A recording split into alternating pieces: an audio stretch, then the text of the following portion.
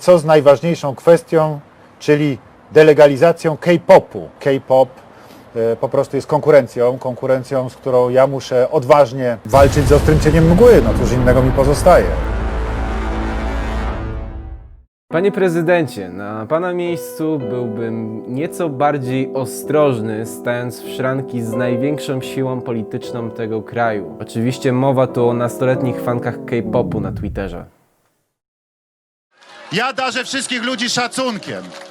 W ostatnim czasie bardzo dużo mówi się o działaniach pana prezydenta Andrzeja Dudy. Jak spojrzymy na trendujące w ostatnich dniach tagi na Twitterze, to zobaczymy, że są to takie rzeczy jak, i tutaj cytuję, Duda przeproś, czy Duda is over party. 丈太郎ディオほう向かってくるのか逃げずにこのディオに近づいてくるのか近づかなきゃてめえをぶちのめせないんでなほうほうでは十分近づくがよい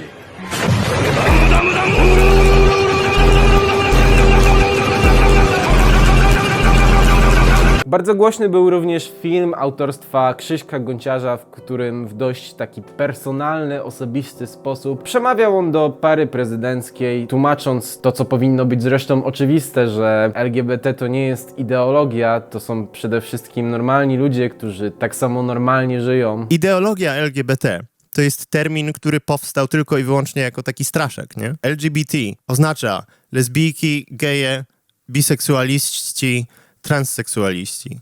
To jest społeczność tych ludzi. Czy mają czuć się jak równi obywatele, jak normalni ludzie? Zeszliśmy tak nisko w tej dyskusji. Ja w dzisiejszym materiale chciałbym się odnieść trochę do tego, a trochę do materiału, który powstał chwilę przed nagraniem dzisiejszego filmu, który właśnie oglądacie. Mała uwaga techniczna. W filmie, który właśnie oglądacie, cały czas celowo powtarzam pan Trzaskowski, a nie prezydent Trzaskowski, mimo że tak właśnie powinno się tytułować prezydenta miasta Warszawa. Robię to w takim celu, dlatego że gdybym mówił i na jednego pana pan prezydent i na drugiego pana pan prezydent, to w pewnym momencie powiedziałbym pan prezydent, a wy pomyślelibyście o drugiej osobie, czego bym nie chciał, bo zrobiłbym straszne zamieszanie. Nie mam tutaj na celu obrazić prezydenta Trzaskowskiego, a jedynie upewnić się, że wszyscy będą dobrze wiedzieli, o kim mówię. W tym momencie chodzi mi o dwóch kandydatów na urząd prezydenta, z czego jeden z tych kandydatów obecnie obejmuje ten urząd. Stąd padło, że pan prezydent Trzaskowski będzie tytułowany panem Trzaskowskim. Dziękuję. Ale zacznijmy od samego początku, to znaczy całkiem niedawno, bo mniej więcej tydzień, dwa temu, pan prezydent Andrzej Duda podpisał coś, co nazywa się Karta Rodziny. W Karcie Rodziny, można powiedzieć, dużo jest takich wartości, które zostały spisane, które zostały ukształtowane na coś w rodzaju mini rodzinnej konstytucji, ja bym to tak nazwał. W związku z całą sytuacją pojawiły się też wypowiedzi pana prezydenta, które stały się wyjątkowo głośne. Próbuje się nam, proszę Państwa, wmówić, że to ludzie.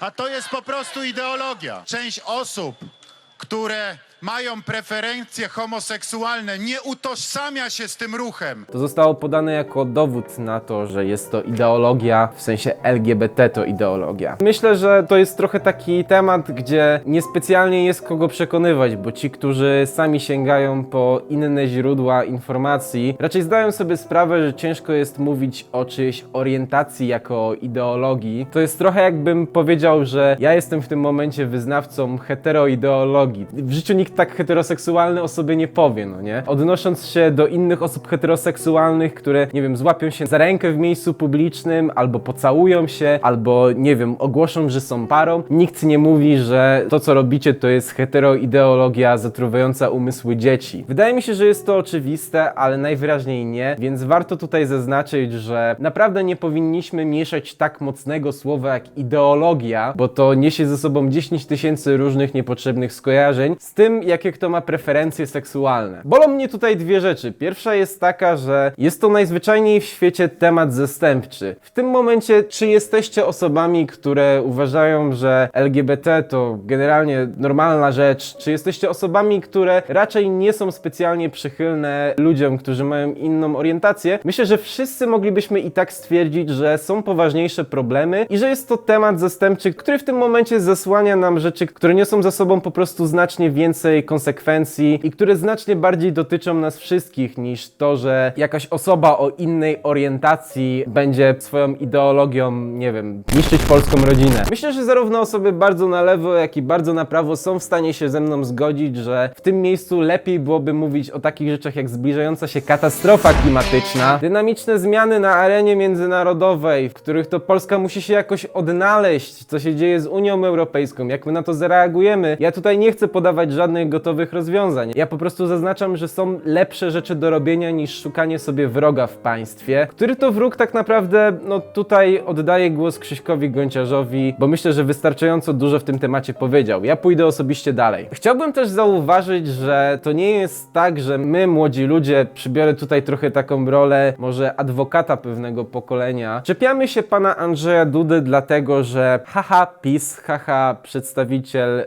PiS-u, osoba wywodząca się z PiS-u. To nie do końca o to chodzi, bo przypominam, że w momencie, kiedy to Platforma Obywatelska była największą siłą w państwie, a prezydentem był pan Bronisław Komorowski, młodzi ludzie byli tak samo oburzeni zachowaniami prezydenta wtedy Bronisława Komorowskiego. Jak pan prezydent Komorowski stanął na krześle w, z tego co pamiętam, japońskim Sejmie, to reakcja ludzi była co najmniej krytyczna. Cały internet śmiał się z tego, wszyscy się wstydziliśmy, wszyscy uważaliśmy, że to jest kiepskie zachowanie. Tak samo w obecnej sytuacji również masa młodych ludzi zauważa, że pewne rzeczy są najzwyczajniej niesmaczne. I tu już naprawdę nie chodzi o środowisko, z którego pan prezydent Andrzej Duda się wywodzi. Tu chodzi o to, że prezydent powinien być jednak prezydentem wszystkich Polaków i w momencie, kiedy prezydent robi coś, co albo antagonizuje część ludzi, albo coś, co ma po prostu kiepski wydźwięk, no bo o całej sytuacji z kartą rodziny i późniejszymi wypowiedziami pana Andrzeja Dudy trąbiono w największych światowych mediach. W tym momencie takie coś to jest troszkę kompromitacja na scenie międzynarodowej, zaryzykuję stwierdzenie. Szczególnie w czasach, kiedy od polityków powinniśmy wymagać, żeby stawali na wysokości zadania i zajmowali się znacznie poważniejszymi problemami niż to, że potrzeba sobie znaleźć wroga w kraju, żeby jeszcze bardziej przekonać swój elektorat do tego, że jesteśmy fajni, no bo nie oszukujmy się, cała sytuacja jest w tym momencie walką nie o głosy młodego pokolenia, tylko próbą dotarcia do swojego własnego elektoratu. Zaryzykuję stwierdzenie, że pan prezydent Duda przekonuje przekonanych. Jednocześnie wybierać sobie wroga, który w tym państwie ma już i tak bardzo przerąbane, no to jest troszkę tak jakbyśmy wrzucili niedopałek do pudełka pełnego zapałek, no nie? Coś może się bardzo złego wydarzyć w pomieszczeniu, w którym to się dzieje, w państwie, w którym to się dzieje. Znalazłem nawet taki fajny artykuł na potrzeby tego filmu pod tytułem Homofobia zabija po cichu. W tym artykule jest przytoczone, że, uwaga, 70% młodych ludzi LGBT ma myśli samobójcze. Dalej. Połowa ma objawy depresji. Wiecie, jaki jest odsetek osób z depresją wśród całości społeczeństwa? 5%. Wśród osób LGBT 50%. Przynajmniej według tego artykułu, jeżeli nie kłamię. Tutaj ponownie muszę się zgodzić z Krzysztofem Gonciarzem, który słusznie zauważył, że najprawdopodobniej pan Andrzej Duda doskonale wie o tych rzeczach, doskonale wie, że ci ludzie nie są jacyś potworni, że nie są tak inni, jakby się mogło wydawać. W ogóle nie są inni. Po prostu mają jedną preferencję zamiast drugiej preferencji. Założę się, że państwo znają prywatnie trochę gejów i jakby nie widzą państwo w nim żadnego zagrożenia dla przyszłości Polski, tak prywatnie. Twarz mam jeszcze nie spuchniętą.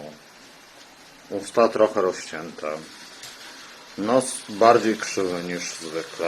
I tyle krwi przy wejściu. Ale antagonizowanie akurat tej grupy ludzi w momencie, kiedy i tak zmagają się z tak dużymi problemami, kolejne dane, w jakiej części są oni akceptowani przez własne rodziny, mowa tu o młodych ludziach. 26% zapytanych młodych ludzi LGBT odpowiada, że ich mamy ich akceptują. 26%. Procent ojców akceptujących młodych ludzi o innej orientacji to już 12%. Tyle samo sióstr, a 9% braci. Natomiast 70% młodych ludzi, którzy nie są heteroseksualni, uważa, że odczuwa osamotnienie. A teraz chciałbym was zapytać, czy w sytuacji, w której PiS ma poparcie jednak największej grupy Polaków, czy te procenty po słowach pana Andrzeja Dudy wzrosną, czy zmaleją? Osobiście myślę, że jesteśmy na autostradzie prowadzącej w stronę tragedii. W ogóle zauważyłem, że często w temacie dyskusji LGBT przytacza się to, że w 1973 roku amerykańskie towarzystwo psychiatryczne przestało uznawać bycie inną osobą osobom niż hetero za chorobę. To znaczy usunięto homoseksualizm z listy zaburzeń. I często jest podnoszony głos, że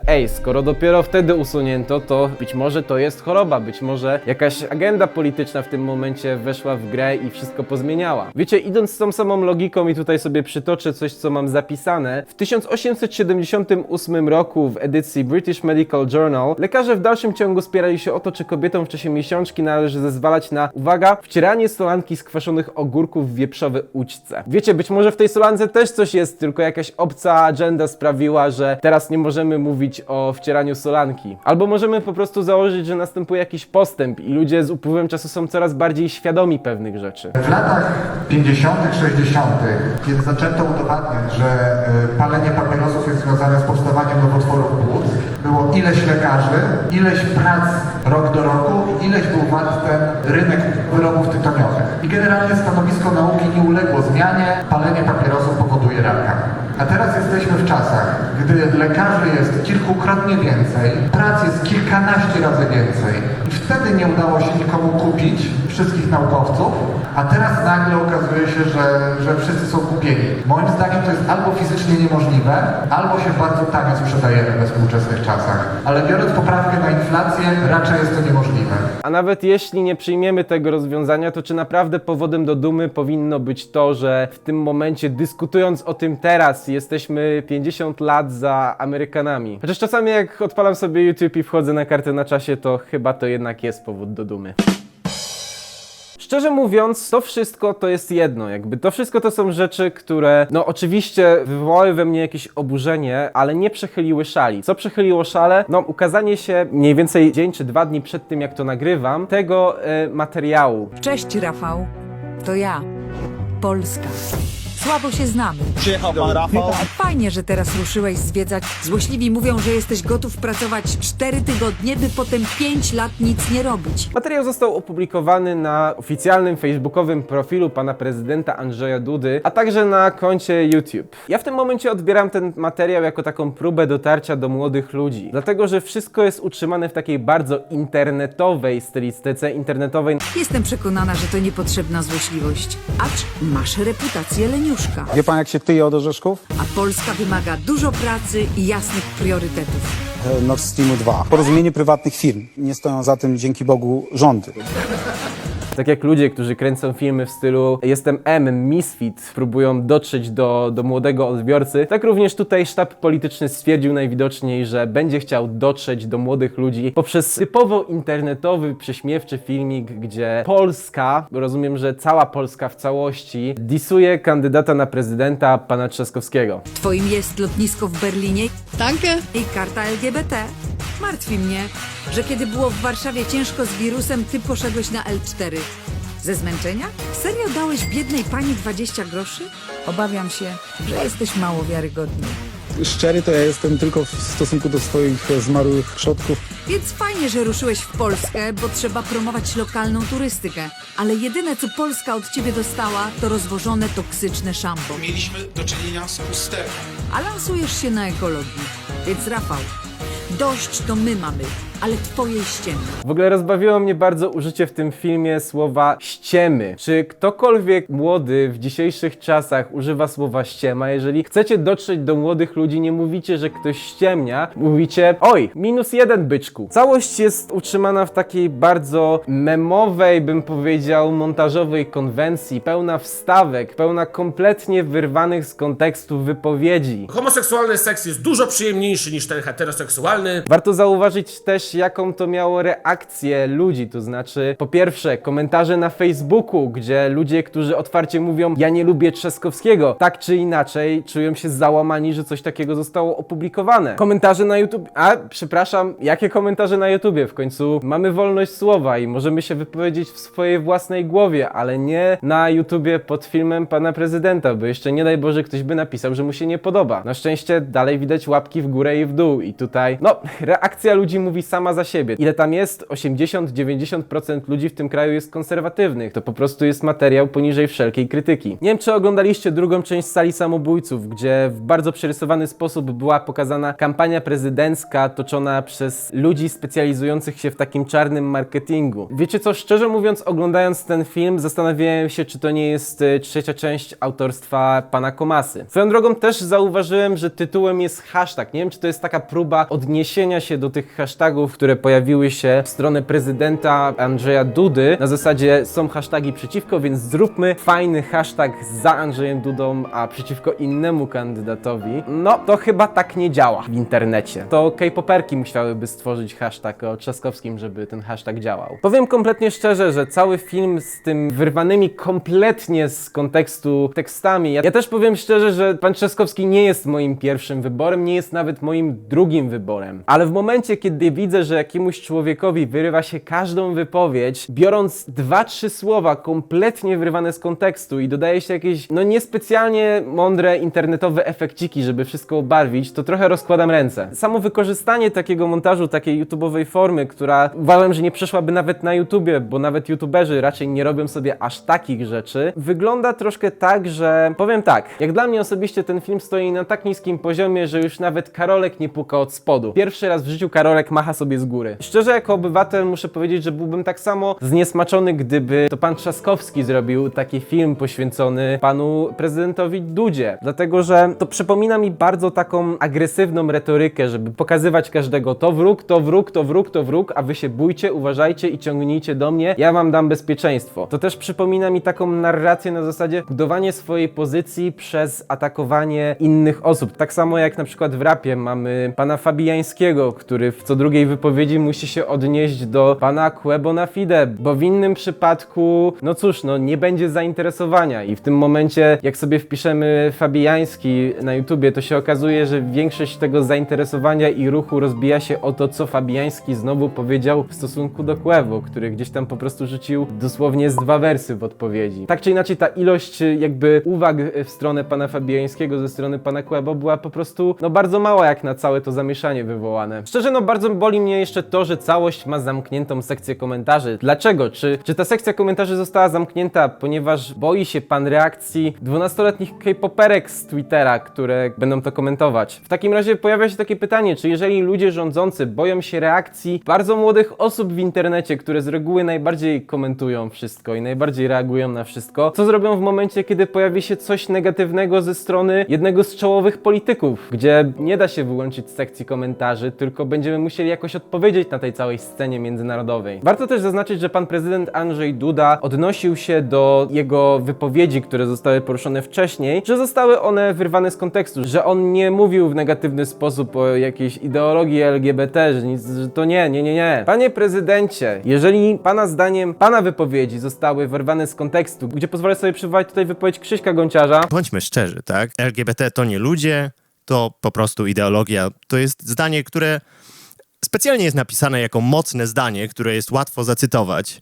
Więc pan prezydent zdaje sobie sprawę, dlaczego te słowa są cytowane, tak? Który uważam słusznie zauważył, że ktoś w sztabie na pewno musiał być świadomy, że takie wypowiedzi będą powtarzane, że takie wypowiedzi zapadną w pamięć. To co pan i pana sztab w tym momencie robi, prezentując film polegający dosłownie tylko na wyrywaniu jakichś tam bardzo pojedynczych rzeczy z kontekstu i wyśmianiu w ten sposób innego kandydata? Ten film z mojej strony jest takim małym obywatelskim niezadowoleniem tym, co się dzieje. Pamiętajcie, że wasza orientacja nie świadczy tak naprawdę o niczym. Szczerze mówiąc, nie obchodzi mnie wasza orientacja. Miejcie sobie jaką orientację chcecie. Tylko niestety nie każdy w tym państwie ma do tego taki stosunek, więc chciałbym wam przekazać w jakiś sposób słowa wsparcia, jeżeli jesteście osobami, które mają trochę w tym momencie ciężej, dlatego że są antagonizowane, są wskazywane jako wróg państwa, ale nawet nie wiem, co wam powiedzieć. Bądźcie silni. W sensie są ludzie, którzy naprawdę nie widzą w tym problemu i tych ludzi jest coraz więcej i coraz więcej ludzi myśli o was jako o normalnych osobach. Szczerze, wiem też, że nie jest cholernie łatwo mówić o tym, że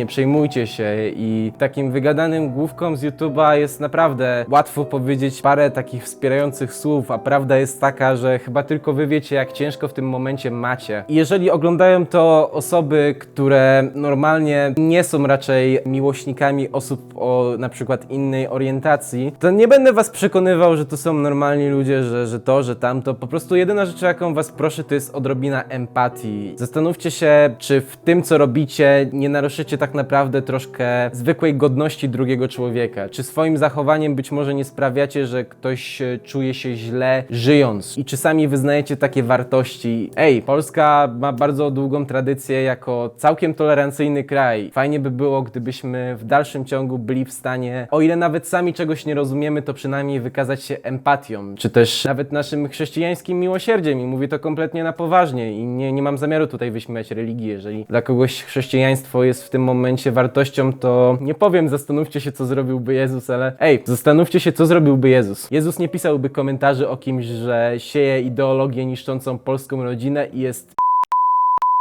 Co do pana prezydenta, to panie prezydencie, ja w tym momencie nie życzę panu porażki, ja w tym momencie podepnę się znowu do słów Krzyśka Gonciarza. Ja uważam, że i panu prezydentowi i pani prezydentowej bardzo dobrze z oczu patrzy, tak? Ja wierzę, że państwo są dobrymi ludźmi w sercu, natomiast być może w tym przypadku cel nie uświęca środków. Nie życzę panu czegokolwiek złego, nie nakłaniam nikogo w tym momencie, żeby głosował tak i na tą osobę. Specjalnie też nie mówiłem w tym momencie, na kogo ja głosuję, dlatego, że chcę, żeby każdy z moich widzów zagłosował zgodnie ze swoim sumieniem. Jedyne, o co proszę pana i ewentualną osobę, która zostanie kolejnym prezydentem, jeżeli to nie pan wygra, to najzwyczajniej w świecie tylko o to, żeby był prezydentem wszystkich Polaków, a nie tych Polaków, którzy są wygodnym elektoratem, a innych Polaków można pokazać palcem i powiedzieć, z tymi walczcie, bo mamy dużo poważniejsze problemy niż kłócenie się o swoje orientacje. Nie wiem, na przykład katastrofa klimatyczna. Czuję, że też w tym materiale na sam koniec powinienem zrobić jedną rzecz.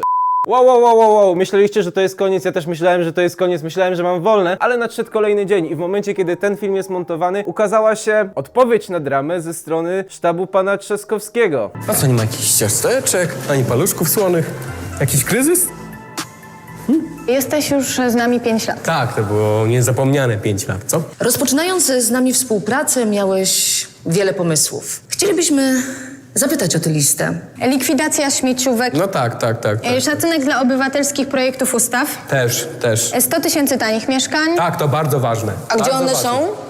No i gdzie są? No, to 100 000 mieszkań wybudować. No dobrze, a co się stało z pomocą dla frankowiczów? No jest w planach, jak widać. Emerytury bez podatku, obniżenie VAT-u do 22%, dopłaty dla polskich rolników na poziomie unijnym. Ja wszystko zawdzięczam tej liście. No, a ludzie mogą ją dalej podziwiać.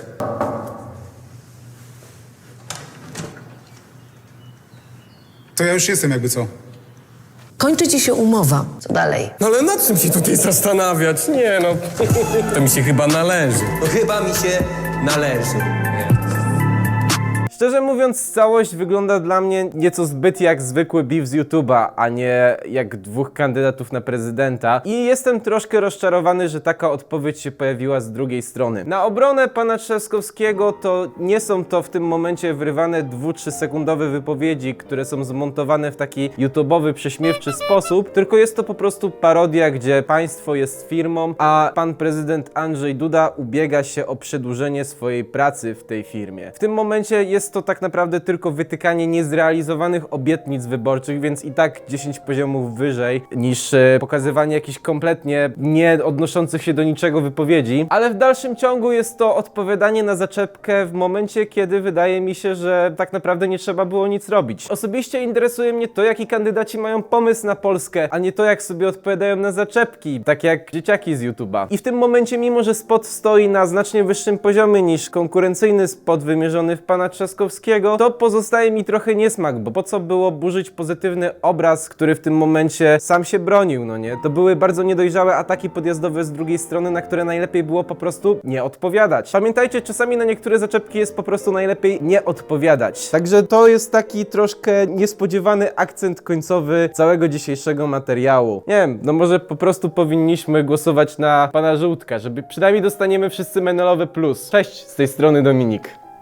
Całość miała dość poważny charakter. Ja też starałem się nie mówić jakichś rzeczy, które byłyby obraźliwe dla kogokolwiek. Jedynie co to dość mocno skomentowałem sam spot, który uważam, że jest źle zrobiony i tutaj to prawdopodobnie jest po prostu zasługa osób w sztabie, które nad tym pracowały i nie przemyślały pewnych rzeczy. Zresztą widać to w odpowiedziach na ten spot. Ale na wypadek, gdyby ten materiał trafił do jakichś poważnych, potężnych prawników i gdyby ten materiał w tym momencie mógł mnie postawić w nieciekawym położeniu, to szanowni prawnicy, szanowni politycy, odpowiedzcie sobie, czy naprawdę chcielibyście pozwać tak słodkiego króliczka? Patrzcie, jaki jestem słodki. Głupio, jakby mnie ktoś pozwał na przykład za słowa mówione w internecie. Ja na widok takiego słodziaka zostawiłbym, nie wiem, co się mówi na YouTubie, lajka się zostawia, subskrypcję, ale nie, pozwu nie zostawiajcie pod drzwiami. Kiepska sytuacja by była. Dobra, jeżeli już udało mi się przez 25 minut nagrać chyba najpoważniejszy materiał na tym kanale, a następnie w ciągu 15 sekund podważyć absolutnie wszystko, co powiedziałem, zakładając uszy króliczka, to chyba muszę się z wami pożegnać. Z tej strony Awizek z Dowóz Wideo. Bardzo miło mi się z wami rozmawiało dzisiaj. Głosujcie ze swoim sumieniem, a ja jeszcze zrobię jeden film przy okazji tego, żebyście w ogóle głosowali, bo to też jest fajne i głosowali zgodnie ze swoim sumieniem, bo to też jest fajne i jakiś taki krótki komentarz, ale to będzie opublikowane tuż przed samymi wyborami. Prawdopodobnie też w jakiś sposób